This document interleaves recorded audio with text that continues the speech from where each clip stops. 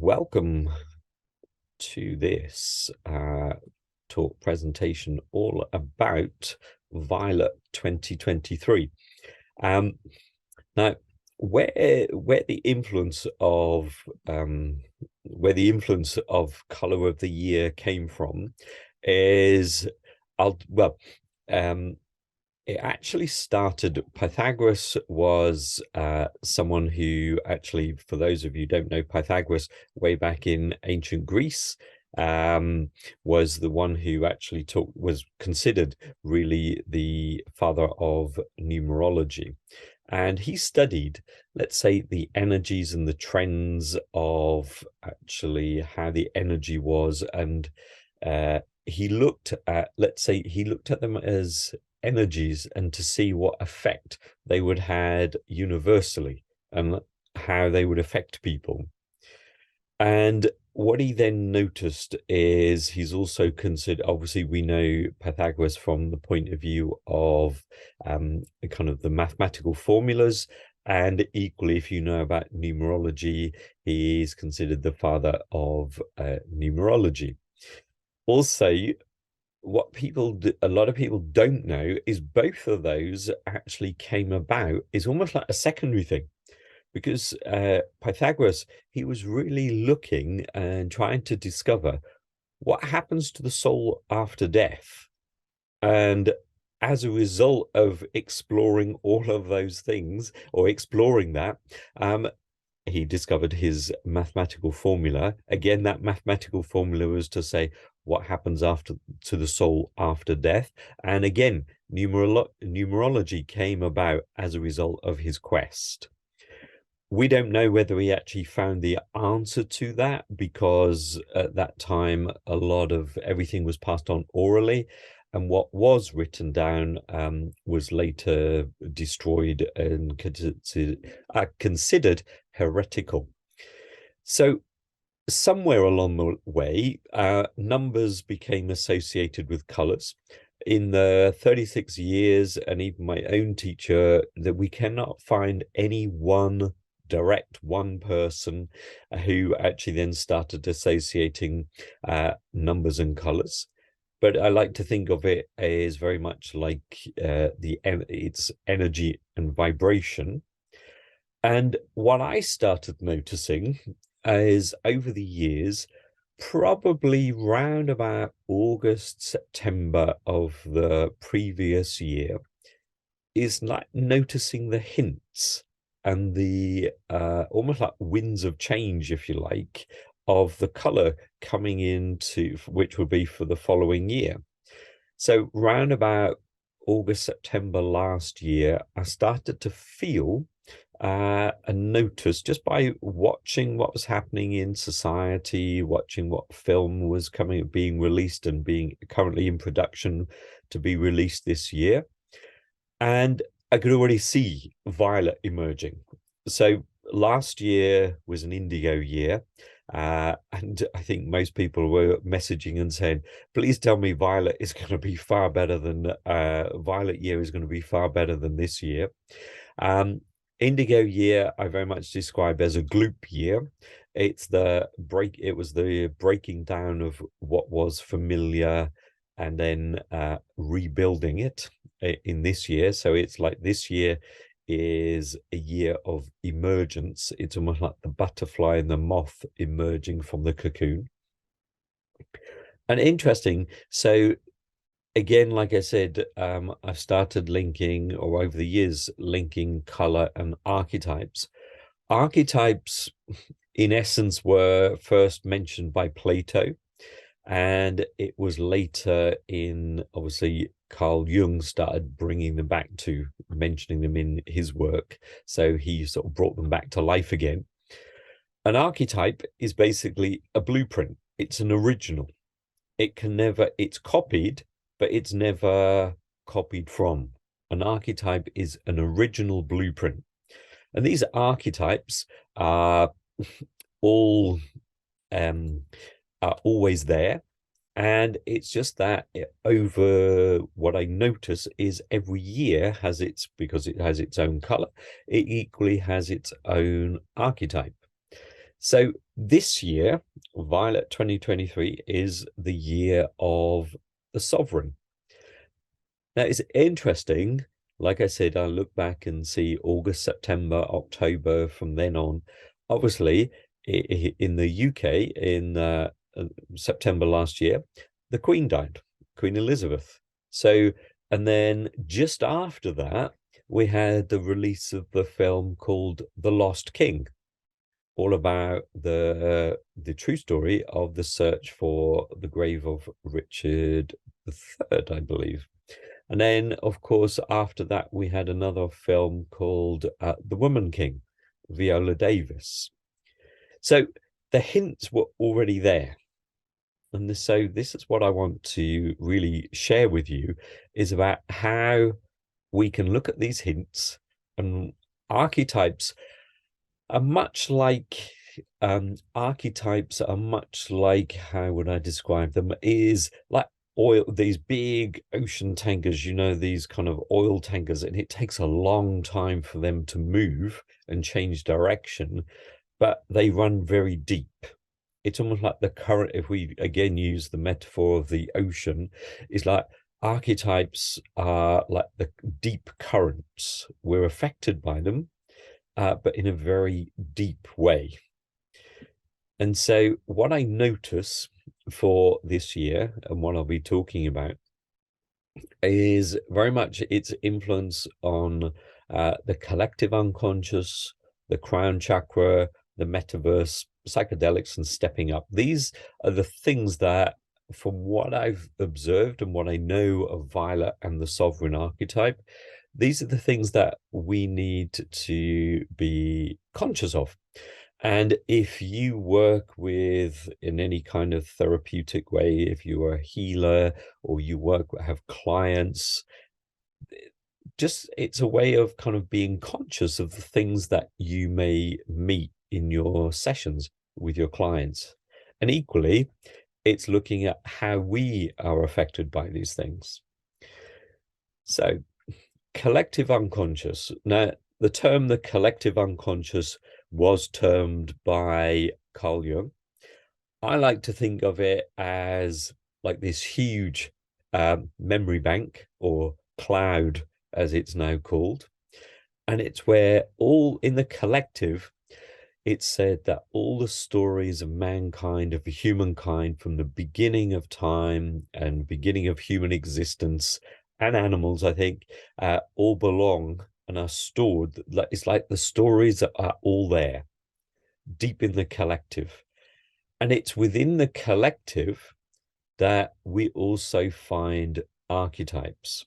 It's also within the collective that we have all our family stories.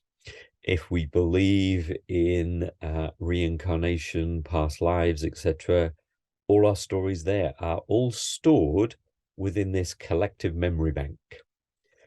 And I think more so this year, it's like we are being woken up, or, you know, at certain times of the year, at certain, let's say like in Halloween time, or around around the 31st of October, they always say, oh, the veil is very thin between this world and the other worlds. I think in a violet year, that veil is going to be thin throughout the year. So it's almost like we're being called to answer to the collective. So what the translatable, that may mean that if you do any kind of ancestral healing, it may be more prevalent. If you are curious about your family stories and what went on in previous generations and how that may be influencing you today, it's more, it's, let's say, they're a little bit closer to the surface. And again, if you work with clients, it may well be worth exploring their family history for whatever they're presenting with, because it's like I said, it's as though that is very close this year. Equally, in the collective unconscious, it's a year of what I call about owning your heritage. Kind of very often we think of heritage in the sense of kind of family. So what did I inherit from my family? That's beyond maybe the material possessions. But what did I inherit? That's kind of, what are the talents, what are the strengths that I inherit? But equally, what is the unfinished business that I inherit? What keeps playing out generation after generation? That's part of my heritage. Equally, in the work that I do, in the work that you do, in your clients do, what is it? What is it that makes them who they are today? What is it that, in a way, gives you the, let's say, the credibility, the ownership of what you do? If you have a title, in what way do you own that? In what way do you actually honor that? Like, what's your story? Like, for example, in when I'm working with businesses, I very often will ask them, and I'll say, so what's your heritage story? Where did it all begin? I mean, if we watch films like about what's his name, about Steve Jobs, for example, we know it started in a garage. So part of this year is about telling your story. If you work, like I said, if you work in business, if you work, what is it? What's your story? That's part of your collective unconscious. And this year is, and the year of the sovereign, it's about owning your heritage and everything that that means. In the collective unconscious, like I said, we also find archetypes. And this year, more so than ever, is the sovereign. The sovereign, other terms for sovereign is the king or the queen. And that question would be, so how do you own your crown? I've suggested that, so maybe for this year, maybe for some of you, if you feel drawn to it, you want to go out and actually buy a crown. Or if someone says, what would you like for birthday, Christmas, or any other celebration? Maybe you could say, I'll have a crown, please. What that means is you can play with it, you can kind of experiment with it. But what it means, and when we talk about owning the sovereign, and that's what Violet is about, it's about owning that sovereignty within yourself. It's, what is it that makes you you? What is it that makes you stand out from the rest? Part of the owning the sovereign is, like in this image, there's almost like a central point. In this year is about standing center stage, and not in an egoic way. It's almost like, if it's about standing in the center of your life. Because in some of the work that I do, certainly with the sovereign, is like saying, well, if you are not standing in the center of your life, then someone or something else is. It's about owning that place, owning your crown, owning the sovereign. And some years ago, in the 80s, there was a experimental psychiatrist in San Francisco who actually worked with patients who had varying degrees of mental illness, things like kind of multiple personality and also schizophrenia. And he did a program with them, and where he took their medication down to a safe level to keep everyone safe, but reduced it to maybe what it was, and worked specifically about watching movies and telling stories connected with kings and queens. And what he observed is that whenever a person spontaneously dreamt about a king or a queen, a lot of their symptoms just disappeared in relation to their mental illness. Because what he understood, the king or queen, think about what a king or queen does, is they bring order back to the, let's say, I'm trying to find a new word for kingdom. I want to include a word, queendom, or the land they rule over. And if we take that internally, then it's the sense of bringing order to the land. And if you think of the psyche as the land, then it brings that order of everything that maybe is out of place.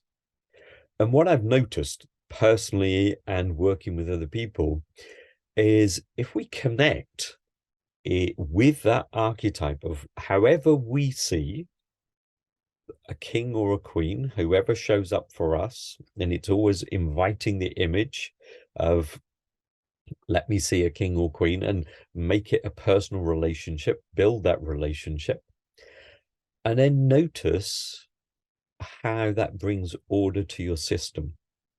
Like, for example, if I notice that I'm becoming very scattered and I'm not really being able to focus on one thing, I very often make a connection to the king archetype. And what I notice is all of a sudden, my thinking and way of being comes back into order. And so it's looking at, how does this show up for me? Do I like that sense of being center stage? And so that's the collective unconscious. So the collective unconscious, just to say, is really about owning your heritage. And also, what are your family stories? If you believe in reincarnation, past lives, what are the stories that you bring with you from the past? It's, what is your treasure? What makes you you, which I'll talk about just a little bit later on. Now, Violet, if you know anything about the chakras, it's connected to the crown chakra, which is the top of the head, appropriately named the crown chakra. And the crown chakra connects us to whatever we perceive as the universe, the gods, goddesses. It gives us that spiritual connection. It connects us to something greater than us. So you might say, just quickly going back to the sovereign archetype, if you think whenever a sovereign is crowned, and think of the metaphors here, whenever the sovereign is crowned, they're actually giving themselves over to something greater than themselves. If you look back to the speech given by Queen Elizabeth at the time when she was 21 years old, she said, I will give my life in service to you, however long or short. I will give that service to you. So it's always something higher than ourselves. And that's the crown chakra. It kind of connects us to our highest ideals. It connects us to the universe. It gives us the sense that I belong to something greater than maybe just family. It's bigger than. So it allows us to, and it gives us this great sense of belonging. And it says, how do I show up in the world? The crown chakra, I like to think of the crown chakra is almost like this radar, this satellite dish that sits on the top of my head, constantly spinning around, scanning the universe for inspiration, ideas. It's, if you've heard of Elizabeth Gilbert, who wrote Eat, Pray, Love, I was listening to a talk she gave on creativity, and she was talking about a poet, and the poet who lived in Yorkshire in the UK, and this poet said, I can hear when a poem is coming over the hills, coming over the moors. And she said, it rushes over the moors and I have to sit down and capture it as it rushes through my house. Otherwise, I know it will pass through and someone else will capture it. And I just love that metaphor and that image of something coming across, this idea, this inspiration that's there in the collective.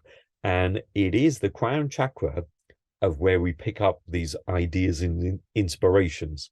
It's then the other chakras that we then use to bring that into, so that idea, that inspiration then becomes an actual. It's like kind of where we actually manifest.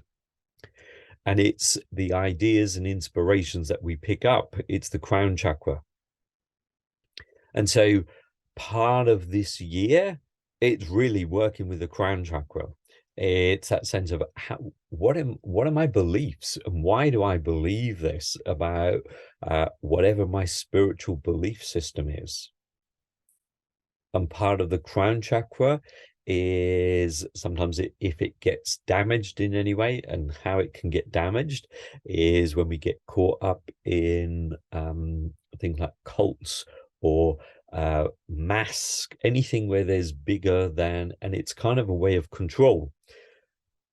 Because whilst we have the sovereign archetype, it also has, in Jung's term, a shadow side.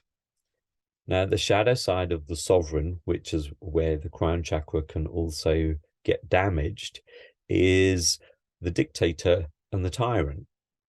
Now, if we just look around the world and see what's happening at the moment, and we can see that shadow archetype playing out.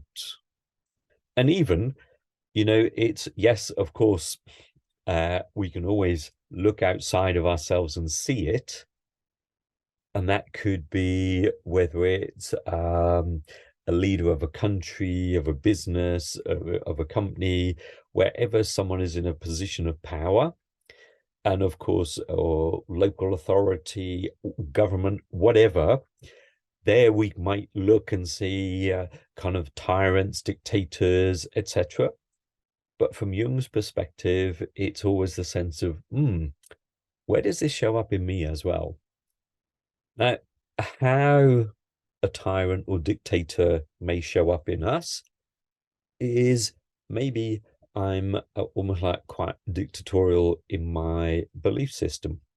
Maybe I've got this inner tyrant who, in a way, doesn't allow me to question any other or listen to any other belief system. There is always, from that perspective as well, maybe I am so fixed in my belief that I refuse to consider anything else. So it's always looking, whilst we can find them outside, it's always worth looking about, yeah, that's fine, okay, but how does it show up in me as well? Because it's that then which helps the crown chakra keep healthy. Because then part of the crown chakra is about being discerning. And it's about adding a filter. Is that, yeah, okay, this person, maybe this kind of spiritual teacher, this guru is saying this, but the part of a healthy crown chakra is being able to discern and say, yeah, okay, but do I believe this? Does that fit with my beliefs? Does that fit with my core values? And when we own the sovereignty within ourselves, it's being able to say, no, that doesn't work for me. I choose to believe something else. So part of this year of sovereignty, part of being Violet, the Violet 2023, is about owning ourselves and being able to step back, maybe from the collective, and look at, what do I believe? And equally, when we look and see what's happening in the world as well, we can't talk about Violet and other worlds without mentioning the Metaverse. The Metaverse, for those of you who haven't heard about it, it's virtual reality. It's like video games become real. It's entering in to this other world, this extension of this world, but it's all artificial. In a way, it's artificial intelligence, AI. Now, as I learn more, I'm a bit of a, let's say, just getting into and exploring the ideas of the metaverse. I can see I'm excited by the creativity of the metaverse. And I think it's interesting that, like I was saying, is Violet and the Crown Chakra allows us really that connection to these other worlds. And you might say the metaverse is part of another world. I remember many years ago, about 6-7 years ago, I had one of these, what Jung would call a big dream. And in this dream, I met this lady with a clipboard. You might say she was like a director or organizer of something. And they were moving around, and she was part responsible for moving around big scenery. It's like being on a film set, but it was huge. And I understood that it wasn't film set, it was actually the world. And they were moving around all this big scenery and moving things into place. And they were also showing me installing what I understood is like kind of high speed, high kind of fiber optic, everything happening literally at the speed of light. And she was asking me, do you want to sign up for the contract? And I was going, no, just something doesn't feel right here. And she was explaining to me, she said, well, you've invaded our world. And she was very much not talking about me personally, but it was a collective you. And now we're going to start influencing your world. And it became clear that she was talking about literally the world of, let's say, the metaverse. So I'm kind of curious to see how all of this evolves. The metaverse, like I said, amazing creative potential, but equally I see another side to it, that it can be a form of escape. It takes us into another world. If you think about, like I was saying, this is Violet. This year of the year of Violet, it's the Crown Chakra. And if we meditate, visualize with Violet, it takes us away from the physical, and it takes us out into the cosmos, out into the other worlds. And so for those of us who are working with clients in any healing therapeutic way, it's being conscious of this, that there is this potential of people becoming very disconnected from their physical body. It's almost like being out of body, because all the time we are either looking at our phones, or even, for example, here on this webinar, you may be looking at the screen, and all the time you're doing this, you're not in your physical environment. And when if we spend so much time out of our bodies, then we lose that physical connection. And part of Violet it's that bridge between spirit and soul. And I know sometimes they're used interchangeably, but for me, they are quite distinct. Let's say spirit is the part of us which is where we go to, where we connect with let's say we connect with our loved ones, we connect with our guides, our teachers in these other worlds. Maybe we meet that's where we connect with angels. And it's really is, that term when people talk about love and light, and they say, oh, I can't wait to kind of go home, and it's so beautiful there. It is that real sort of paradise. That's spirit. To me, that's spirit. And what I've learned through Jung's work is that spirit. Soul is heavy. Soul is in the body. Soul is where we've come to learn about stuff. Soul is where we carry, in Sanskrit, it's called the samskaras, which means the wounds to the soul. That's heavy. That's in the body. That's where we might have, soul is where we might have parts of the body which we keep on hurting. or we might have soul is also where we might meet our, let's say, relationship challenges or our money complexes. That's soul, that's the heavy stuff. And what like I said to you, I love the creativity and the possibilities of the metaverse, but equally I kind of stand back and just say, I also want to be conscious. It's like, well, if we want to go exploring these other worlds, we also need to keep very grounded too. And which is why I'm saying is be conscious if you're working with clients in any shape or form to keep them body connected. Because I was talking to someone who is an architect in the metaverse. I still haven't quite got my head around this yet. That property is selling within the metaverse. You can buy houses, you can buy artwork, you can buy anything in the metaverse. And yet, for me, it's like, well, but it doesn't exist. And if I want to buy a property in the metaverse, which is quite high prices apparently, into the hundreds of thousands, if not millions, it makes me wonder, because at any point someone could pull the plug and that's it. But anyway, that's talking from my perspective. I'm sure there's so much more into it, but it's just being conscious that the metaverse can be an extension, an amazing creative possibility.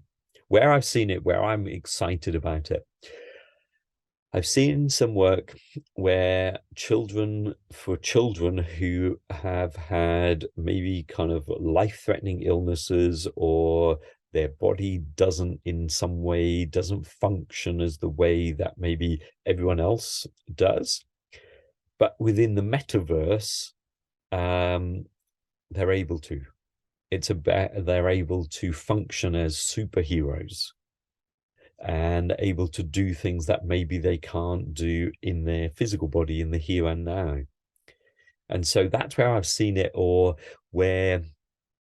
certainly where there's been, let's say, there's some kind of serious illness, and they're able to go into the metaverse and in a way create dialogue. Some of them want to go to war with the illness, but they can do that in the metaverse.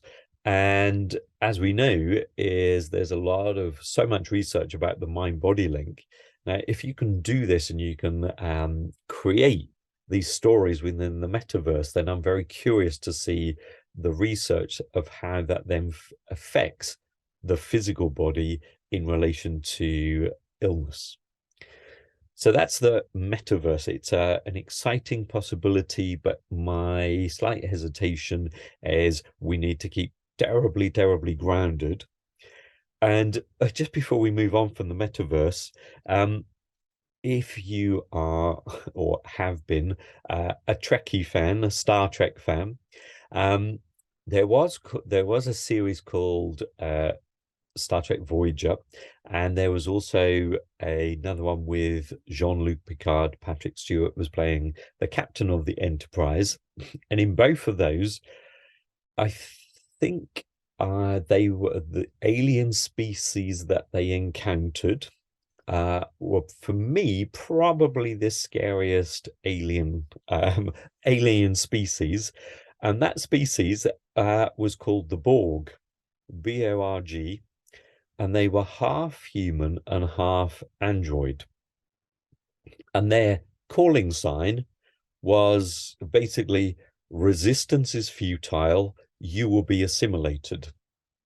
And they would basically absorb anything that was different to themselves. They would absorb it into this sort of collective, and it would be lost, and they would adapt.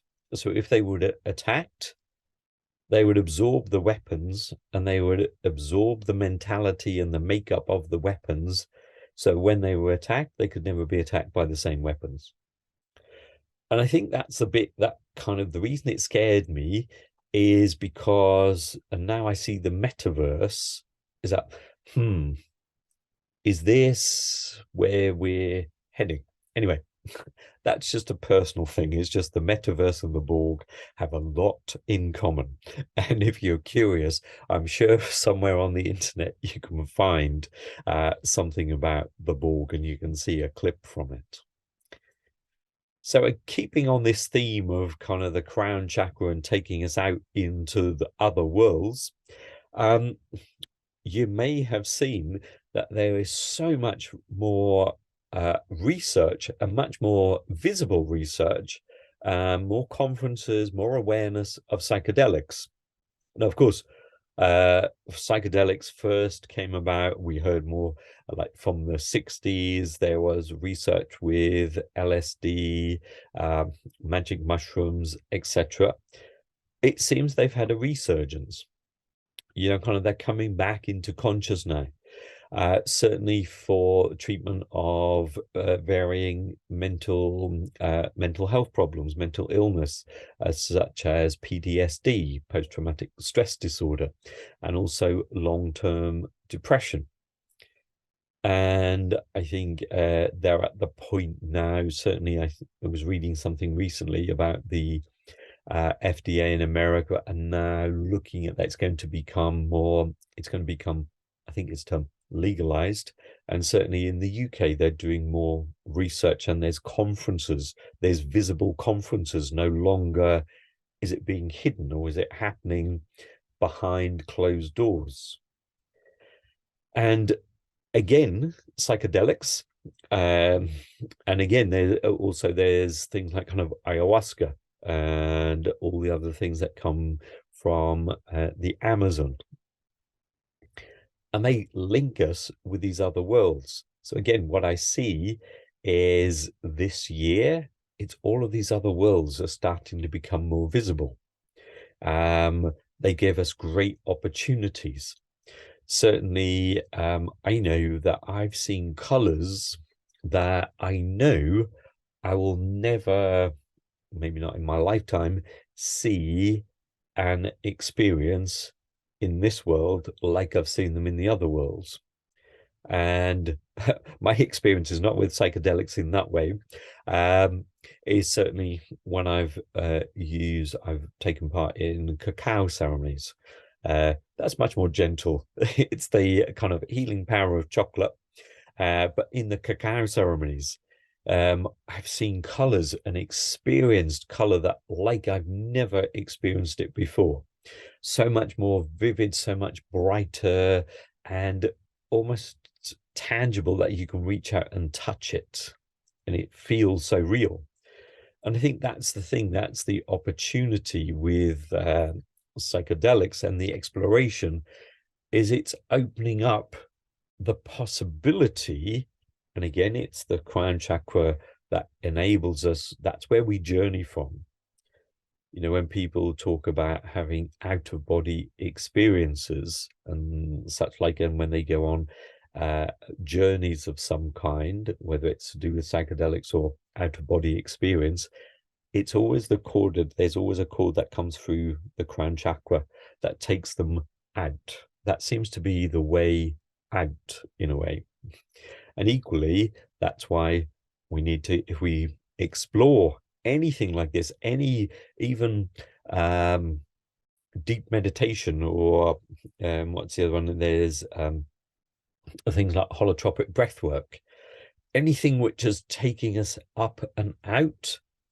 We really do need to have a very healthy, balanced, or be in contact with the crown chakra. The thing with anything where we do psychedelics, and maybe we do holotropic breath work, anything which takes us or opens up to other worlds, it's also being conscious of, and maybe you've heard of this, come across this, is there is something called a spiritual crisis. Now, a spiritual crisis, there is a big network here in the UK dealing with spiritual crisis. It's sometimes called spiritual emergency. The symptoms of a spiritual crisis and or a spiritual emergency have all the very, very similar symptoms to forms of psychosis. Unfortunately, sometimes the spiritual emergency are actually misdiagnosed as a mental illness, and then the person is medicated for the symptoms that they're exhibiting. But in actual fact, it could be a spiritual crisis, spiritual emergency. So I think, again, for those of us who work with clients from all walks of life, it's being conscious that we may meet more and more of this. Certainly, as people venture more into psychedelics and experiences of taking them out of this world, which whenever we go out of this world, we're kind of out of body. So again, it's that sense of, what do I do to, in a way, take care of my body if I'm out? Certainly, I think probably because of maybe the experiences, the collective experiences of the past 2 or 3 years, people are looking for that kind of search of, let me out of here. It could be a reaction to the various times of lockdown, because it's a sense I've been so told I must keep in here, so I'm going to go out another way. That's also a possibility, and all part of this Violet 2023. Violet is also where we get inspired. People will tell you that if they're experiencing or using anything such as psychedelics, they have amazing ideas and experiences which then lead them on to create and do amazing things.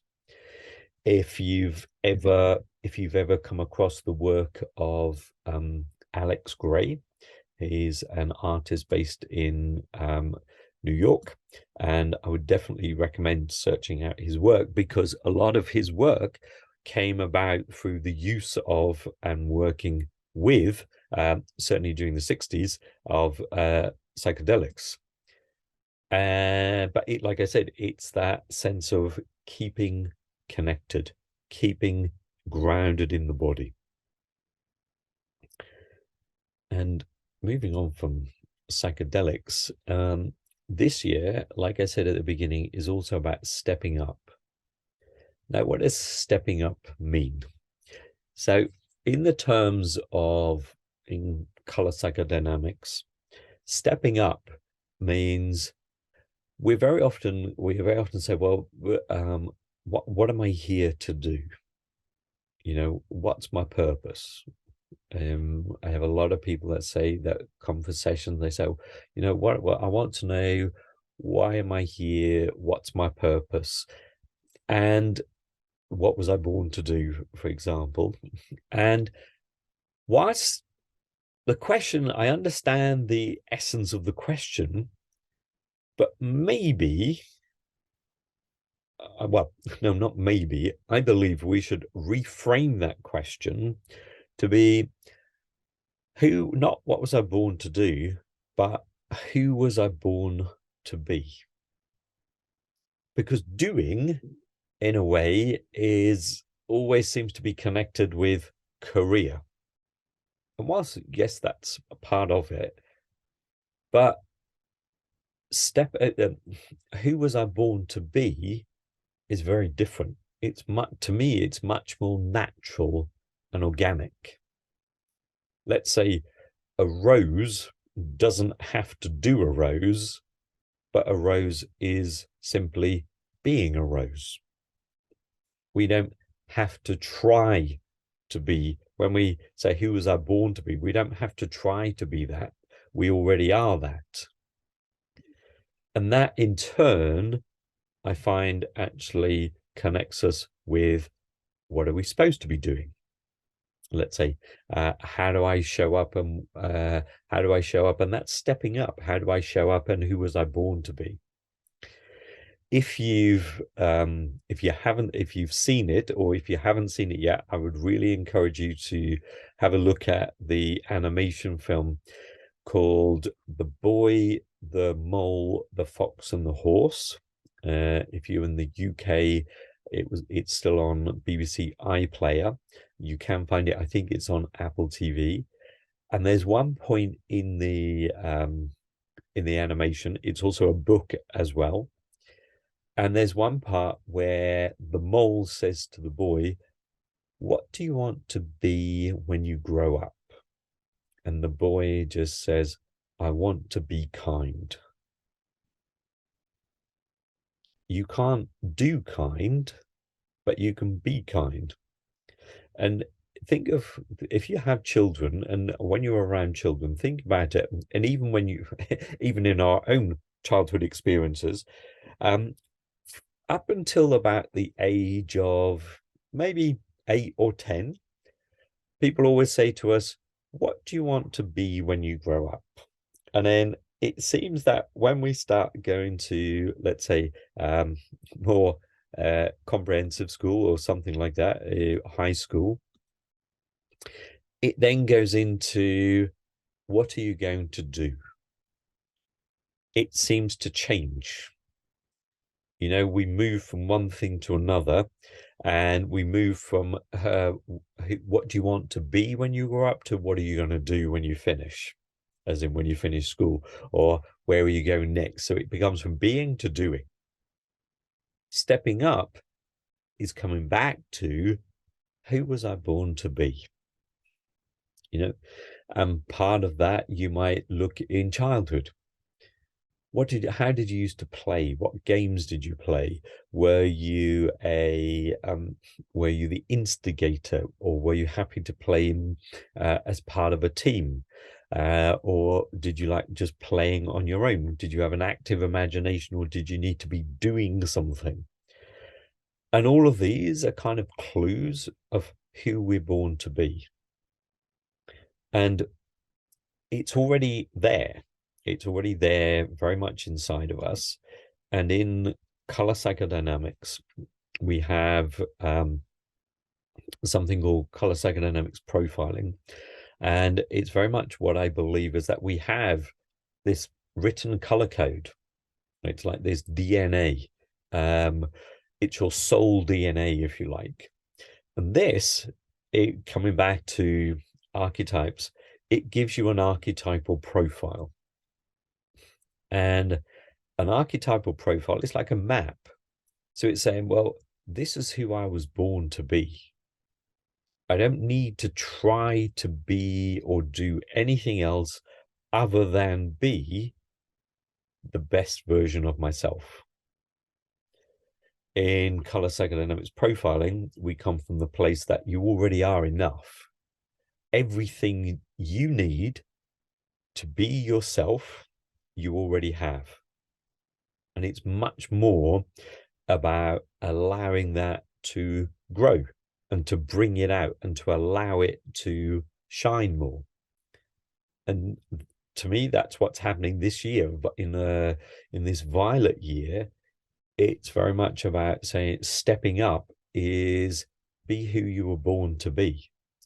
You know, do you dare to be that? You know, it's looking back to saying, well, in answer to your question is like, you know, when you ask that, who was I born to be? Whatever your response, it's thinking back, it is looking back on it and saying, well, who would be happy for me? Which is fantastic, because it's great to have almost like a tribe of people around you who will almost like remind you and celebrate you being you. But at the same time, who wouldn't be happy for you? Who would be threatened by you being you?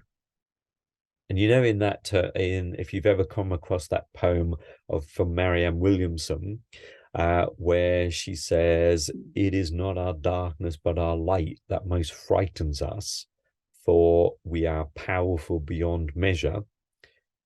It is very much that. And it's looking at, if you want to put it in another term, this year of stepping up is about, how do I let my light shine? And what does that mean? And who would be happy for me? But who are those people around me where I notice that maybe I have to tone down my light a little bit because it makes them feel uncomfortable? Equally, in the poem from Marianne Williamson. In another verse, it says, when we let our own light shine, we automatically give permission for others to do the same. And to me, that's what stepping up is. Let your light shine, and it's almost like own that crown. That's what the sovereignty is about, being myself, owning who you are, taking center stage. And what I find through the color psychodynamics profiling is it's like giving you a blueprint. It's saying, okay, this is you. Be yourself, kind of let's reveal who you were born to be, and let's show you how to become it. And part of the becoming is about how to live it in the day-to-day. And when we do that, we remember that and this is almost like an internal thing, from the color psychodynamics perspective, when we own that blueprint, that archetypal blueprint, because Jung said, Freud comes from the place of, Freud and his followers come from the place of tabula rasa. When we're born as this blank slate. Jung and people who like Jung and many other belief systems around the world say, no, Jung said we're born with this invisible archetypal lattice work of energy. We already are something, and we already are a somebody. And the art is bringing that out and becoming that. He also said the gift is, or the privilege is to become the privilege of a lifetime is to become who you are. And part of that is saying, yep, this is who I am. That's also what it means to own your sovereignty. And that blueprint, that blueprint, the archetypal blueprint, whether it's through color psychodynamics profiling, is stored within our crown chakra. So whilst we talk about growing up, we also, from my perspective, we also need to grow down. So we grow up, as obviously as humans, we kind of mature, we change in mind, we learn, we have experience, but at the same time, we grow down into who we were born to be. And then as we do that, also what happens when we own all of that internally, because it's already there, it's not missing, it's allowing it to become more. And as we do that, we actually wake up. And as Rumi said, the universe is not outside of you. Look inside yourself. Everything that you want, you already are. And so when we own that sovereignty, we own the essence of us.